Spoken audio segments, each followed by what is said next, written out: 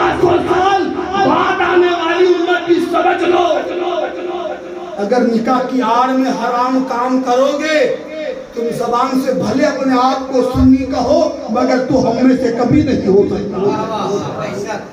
اور ایک بات یاد رکھنا، جسے نبی کہتے کہ یہ ہم میں سے نہیں ہے، کتنی بھی نماز پڑھ لے تو کبھی نبی کا ہو ہی نہیں سکتا۔ تو یہ دل پر نوجوانوں بالخصوص جتنے لوگ بھی بیٹھے یاد رکھیے گا کہ نبی کو چھوڑ کر کروڑوں نیاز کھا لو، کیونکہ پہلے میں نے بات پر کہا کہ ہم کسی بھی بے نمازی کی نیاز کھاتے ہی نہیں۔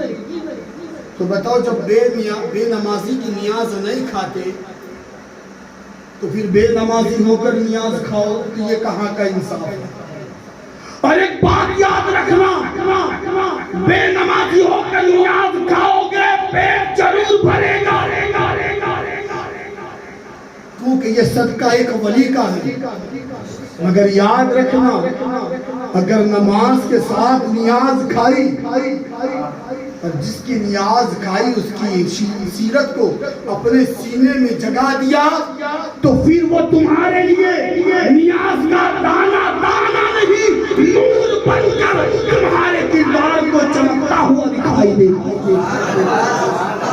اور یاد رکھو اللہ کے رسول کا یہ اشارہ ہے کہ نکاح میری سنت ضرور ہے، مگر اس نکاح کے اندر جو بھی کام کرو تو ہر کام سنتوں پر عمل والا ہونا چاہیے۔